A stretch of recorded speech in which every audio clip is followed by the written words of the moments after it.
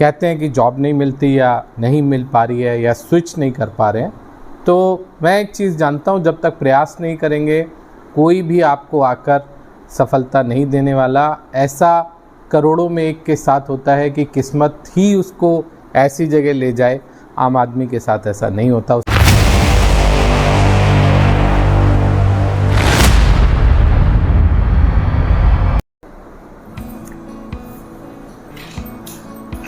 जीतते वही हैं जो लड़ना जानते हैं और सफल वही होते हैं जो मेहनत करना जानते हैं।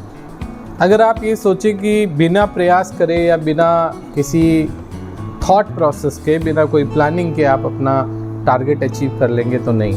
तो पहला ज़रूरी है प्लानिंग, दूसरा ज़रूरी है आपका उसके लिए efforts which is hard work और प्रयास।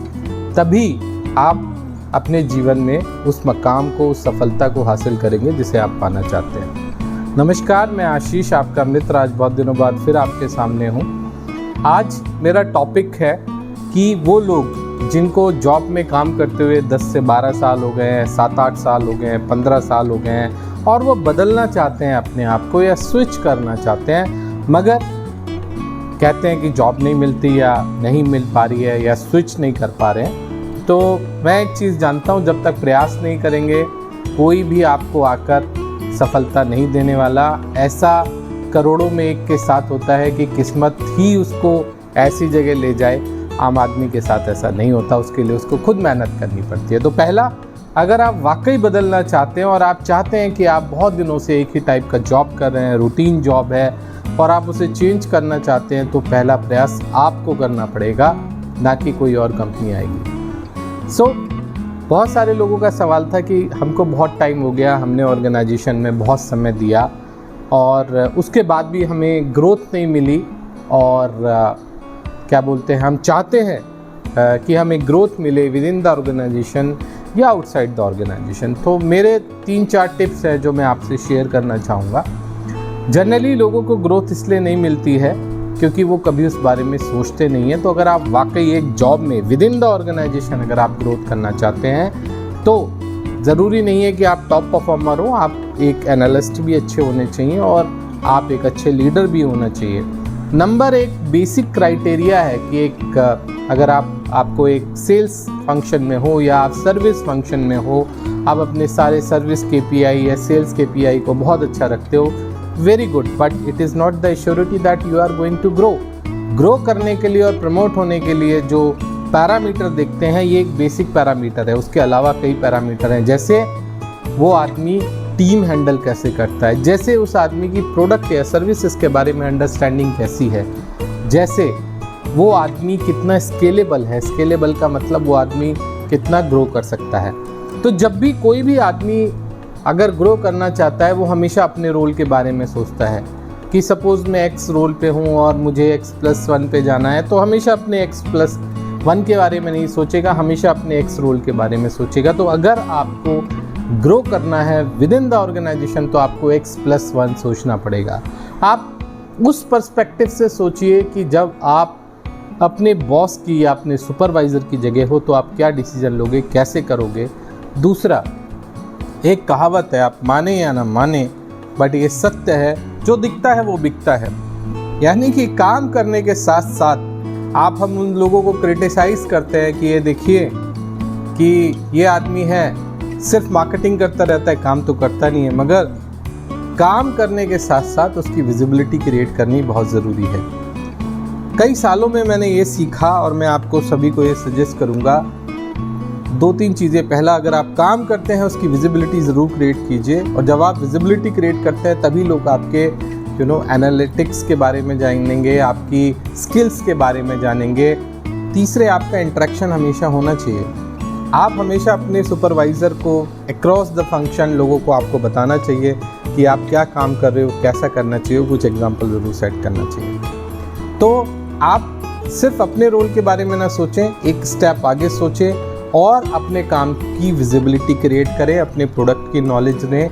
टीम लीडरशिप, टीम वर्क, ये आपके अंदर होना चाहिए। अगर आपके अंदर ये सारी स्किल्स हैं जो मैंने 3-4 टिप्स आपको दिए हैं, इसके ऊपर अगर आप काम करेंगे तो निश्चित रूप से आपको एक फ़ायदा मिलेगा। जो लोग कहते हैं कि ओके मैंने यहाँ पे ये सब किया बट मुझे नहीं मिला, अब मैं स्विच करना चाहता हूँ। तो स्विच अगर आप करना चाहते हैं तो मैं आपको एक चीज़ ज़रूर बोलूँगा, आपने एक ऑर्गेनाइजेशन में एक रोल पे कितना साल लगाया, कितना टाइम लगाया, एक ज़रूरी फैक्टर है। किसी भी ऑर्गेनाइजेशन में अगर आप 5 साल तक आप काम कर रहे हैं और आपको कोई किसी भी तरह का लिटरल या किसी भी तरीके का कोई ग्रोथ नहीं मिला, अगर आपको डिफरेंट रोल नहीं दिया, बड़ी टेरिटरी नहीं दी, डेजिग्नेशन अपग्रेड नहीं किया, और तो आपको सोचना चाहिए कि इतना समय हो गया आप इस ऑर्गेनाइजेशन के साथ टाइम स्पेंड कर रहे हैं, कुछ तो कमी आपके अंदर है जिसकी वजह से आप नहीं रिकॉग्नाइज्ड है। तो जो लोग ऑर्गेनाइजेशन में रिकॉग्नाइज नहीं होते वो 5 की जगह अगर 20 साल भी लगे रहे तो ग्रो नहीं करेंगे। इनफैक्ट ऑर्गेनाइजेशन उन्हें एक एसेट की तरह नहीं, एक लायबिलिटी की तरह देख रही है। तो आप देखिए, लायबिलिटी हर कोई कम करना चाहता है, एसेट्स हर कोई बढ़ाना चाहता है। तो अगर आप एक ऑर्गेनाइजेशन के लिए लायबिलिटी हैं तो आपको कम करने की तैयारी चल रही है, और अगर आप एसेट हैं तो आपको प्रमोट करने की तैयारी चल रही है। हर कोई चाहता है उसके एसेट्स बढ़े, लायबिलिटी कम हो। तो आप ऑर्गेनाइजेशन के लिए एसेट्स हैं या लायबिलिटी, ये आपको सोचना है, देखना है, डिसाइड करना है। वो कैसे आप पहचानेंगे? एक जेन्युइन टाइम पीरियड अगर मैं बात करूं किसी भी रोल के लिए 2 से 2.5 साल होता है। अगर आप 2 से 2.5 या 2 से 3 साल के अंदर within the organization grow नहीं कर रहे हैं, लोग आपको अप्रिशिएट कर रहे हैं मगर आपको ग्रोथ नहीं देते हैं, there is something wrong. You need to identify. It means they want you to work like a sales guy, they want number from you but they don't want you to grow. There may be 2 reasons. First reason, your boss don't want you to grow because if you go out उसके number गिर जाएंगे। Second, वो आपको as a salesman तो बहुत अच्छा देखता है कि ये सेलू है, नंबर कर लेगा, काम अच्छा करता है, मगर आपको वो उस तरीके से नहीं देखता है कि इसके अंदर डेटा एनालिसिस स्किल्स नहीं है, इसके अंदर टीम हैंडलिंग स्किल्स नहीं है, इसके अंदर मैनेजमेंट को बताने की या प्रेजेंट करने की स्किल्स नहीं है, इसलिए इस रोल के लिए सुटेबल नहीं है। तो ये कारण हो सकते हैं। तो मेरा सजेशन आप लोगों को, अगर आप विद इन द ऑर्गेनाइजेशन आप ये पाते हैं कि 2 से 3 साल में या तो आपको कोई बड़ी टेरिटरी ऑफर नहीं हो रही है, कोई बड़ा काम ऑफर नहीं हो रहा है, या आपका कोई एनहेंसमेंट नहीं हो रहा है, हो सकता है आपका मार्केट फेसिंग टाइटल या काम सेम हो लेकिन आपका बैंड चेंज हो रहा हो। अगर आपका बैंड चेंज नहीं हो रहा है, आपका डेजिग्नेशन चेंज हो रहा हो, then it means you are recognized in the organization. किसी ना किसी तरीके से आप ग्रो कर रहे हो तो आप उस ऑर्गेनाइजेशन में समय लगा सकते हैं। बट अगर 2 से 3 साल के बाद भी आप अगर रिकॉग्नाइज नहीं हो रहे हैं, आप किसी भी तरह से ग्रो नहीं कर रहे हैं, चाहे लेटरल मूवमेंट है चाहे आपका वर्टिकल मूवमेंट है, then you have to think कि मुझे क्या करना है। Now the question arises, how to switch a job. तो प्रयास जो करेगा उसी को मिलेगा, जो प्रयास नहीं करेगा उसको नहीं मिलेगा।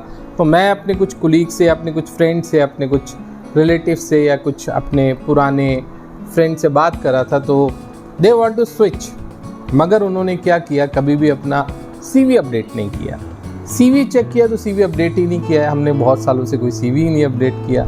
सो आप ये जो कंफर्ट जोन में हैं, आप स्विच करना चाहते हैं मगर आप कंफर्ट जोन में हैं, उस कंफर्ट जोन से बाहर निकलिए। सबसे पहले अपना एक इफेक्टिव CV बनाइए। 2 पोर्टल जो मैं आपको बता रहा हूँ, जो मिड मैनेजमेंट के लिए और जो फर्स्ट लाइन ऑफ मैनेजर्स के लिए इम्पोर्टेंट है, वो दोनों पोर्टल मैं आपको सजेस्ट करूँगा। मैंने बहुत सारे पोर्टल पे अपना एक्सपीरियंस किया है, but I think the best one is naukri.com and amsjobs.com। ये 2 पोर्टल, naukri.com, amsjobs.com, इसके ऊपर आप अपना CV आप डालिए। और इंटरव्यू टिप्स मैंने आपको अपने पिछले वीडियो में बताई हुई है, और बेसिक यही है कि जो भी आप अगर जॉब स्विच करना चाहते हैं, सबसे पहले आपको CV अपलोड करना पड़ेगा। आप किस तरीके की जॉब चाहते हैं।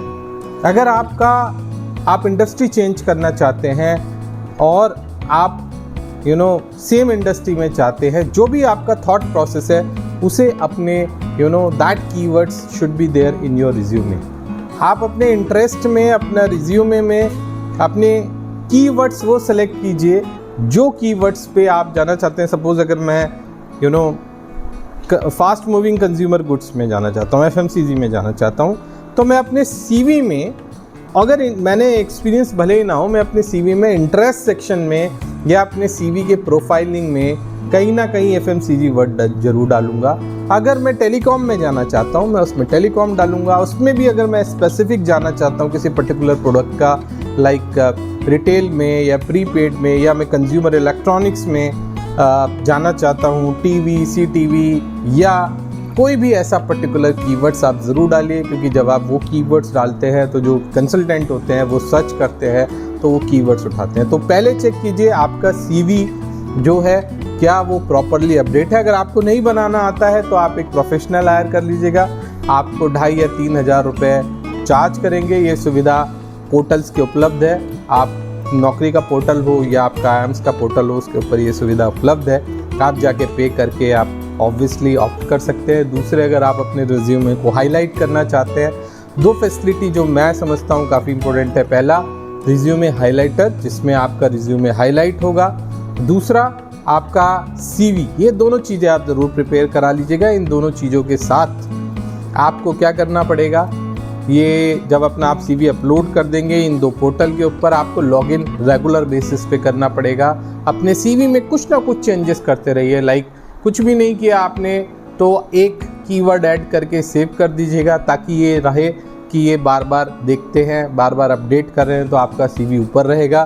तीसरी चीज़ ये ज़रूर करिए कि आपका जब भी जॉब का अलर्ट आए, आप WhatsApp पे अलर्ट ले सकते हैं। जब भी आपका जॉब अलर्ट आए, जॉब अलर्ट पे जाइए, उसको चेक कीजिए, जो सूटेबल लगे केवल उसी जॉब के ऊपर अप्लाई कीजिए।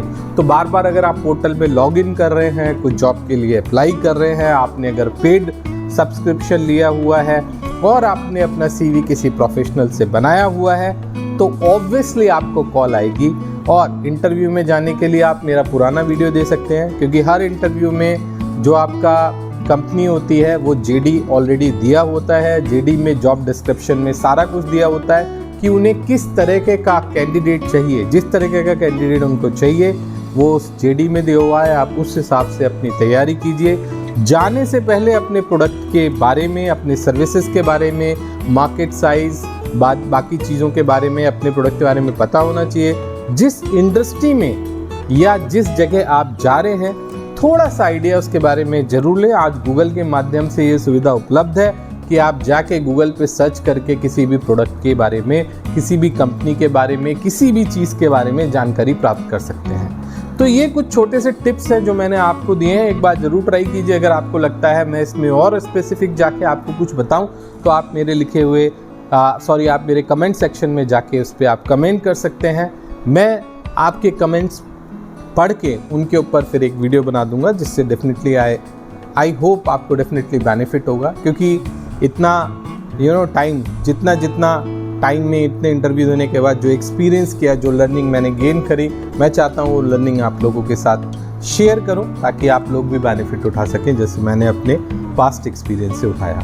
सो धन्यवाद। See you again in my next video. Please like, comment and share. Thank you.